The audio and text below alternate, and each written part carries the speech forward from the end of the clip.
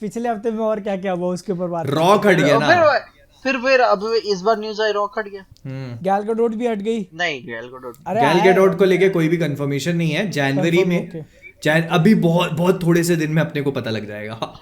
बहुत थोड़े से दिन में फिर सुबह उठोगे फिर आएगा स्टेटमेंट। बहुत कम इंतजार।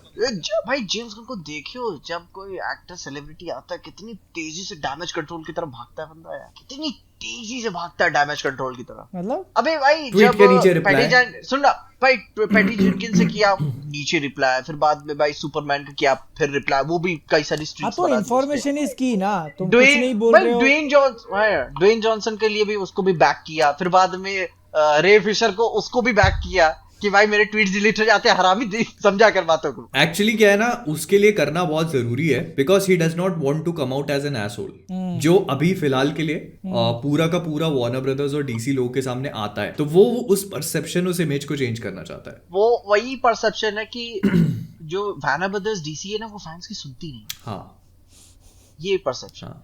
और जेम्स गन भाई बंदा अपनी आइडेंटिटी बनाया हुआ है, बट एक्चुअली में बैकग्राउंड में टीम उसको बैक कर रही है कि भाई देख तेरे को ये लिखना है, ये बोलना है, हमने 4 लोग से चेक करवा लिया है, जिसमें कुछ ऑफेंसिव नहीं है। और तुमको क्या लगता है बंदा सुबह उठ के हाँ यार हो गया ठीक है मैं लिखता हूँ? नहीं भाई, तैयार पड़े उसके पास, ठीक है। पर अभी जैसे कुछ एक ऐसा रिप्लाई दिया था ना कि कोई तो न्यूज वगैरह था कि सब कोई रिकास्ट कर रहे वो लोग, तो उसमें वो बोल रहा है कि नहीं हम सीधा भी जस्टिस लीग कोई सुसाइड स्क्वाड को रिकास्ट करने वाले, ऐसा वो मजाक में नहीं ऐसा कुछ नहीं है। उसने कहा था कि उसने बेसिकली ये बोला है, उसने मतलब किसी भी चीज का कुछ भी सॉलिड कंफर्मेशन नहीं दिया, ऊपर नीचे बात घुमा दी उसने।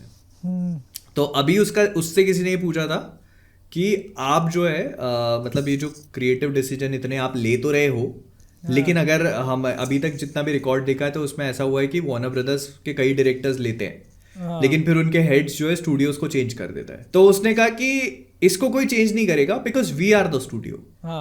उसने ये बोला, मतलब बेसिकली उसका कहने का मतलब था ये कि I am not in danger, I am the danger. ठीक है, उसका नया लोगो देखा डीसी स्टूडियोज का, वो बीच में बनाया हुआ है, देखते हैं उसका इंट्रो कैसा आएगा।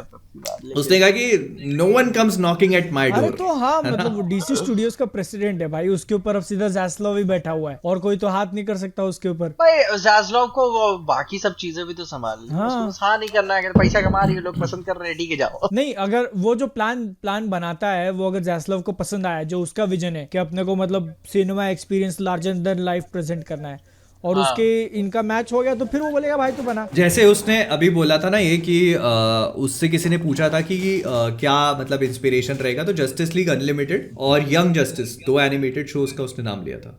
तो और मतलब सब कंसिडर कर रहा है, एनिमेशन, टीवी और जो भी मूवी सब कुछ। नहीं, वो तो वो एक सिनेमैटिक यूनिवर्स के लिए कर रहा है, लेकिन जो इंस्पिरेशन है, इंस्पिरेशन जो ड्रॉ करेगा वो बेसिकली जस्टिस लीग अनलिमिटेड, एक एनिमेटेड सीरीज है जस्टिस लीग की वो, और एक यंग जस्टिस, ये 2 एनिमेटेड शोज है। देखे तुमने? मैंने बहुत कुछ देखे।